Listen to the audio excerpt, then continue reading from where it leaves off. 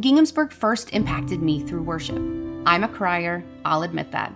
But every week I was so touched by the music, the message, and the stories. I also loved that I could eat cinnamon rolls in the sanctuary.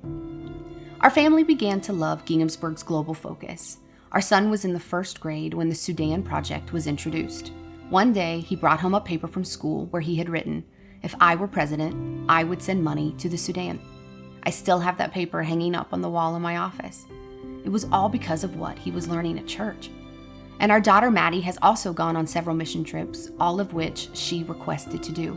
I love that our church has taught our family that life is about serving others. A few months after we started worshiping at Ginghamsburg, there was a notice in the bulletin about a staff position. At the time, our daughter was 9 months old and our son was 4.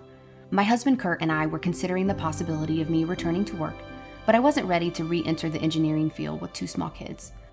I was really intrigued by the staff position at church. The expectation for everyone on the staff team at Ginghamsburg is demonstrated stewardship. So after I was offered the job, Kurt and I discussed what we were prepared to commit to, and we both felt very strongly that it was time to start tithing. We wanted to give back to God, who had given so much to us. So we calculated what the full 10% of our gross income would be, and we had it deducted from my monthly paycheck. There were definitely hard choices to make, but we never went hungry. And through this mindset change, we were convicted to tackle our significant credit card debt. We worked with a Christian credit counseling service, and it took 4 years to pay off our over $40,000 balance. But we did it, and we tithed the whole time. It was a miraculous turnaround that was only possible because of God. In October of 2008, I was ready to be an engineer again. And after a while of not being on staff, it got kind of weird worshiping at Ginghamsburg. And because of that awkwardness, I encouraged our family to worship elsewhere.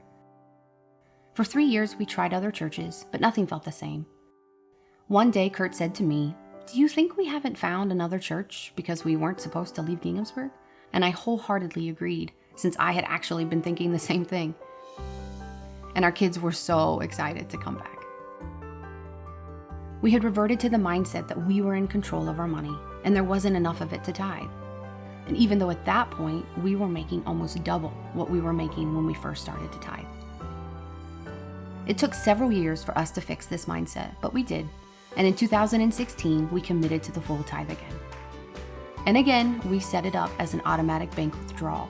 It was the simplest way to keep ourselves accountable and obedient. We asked our bank to mail a monthly check to the church, and as our income has grown, we've increased our tithe. We are the only bank account that God has. I don't want my kids to think twice about helping other people, because generosity changes the heart.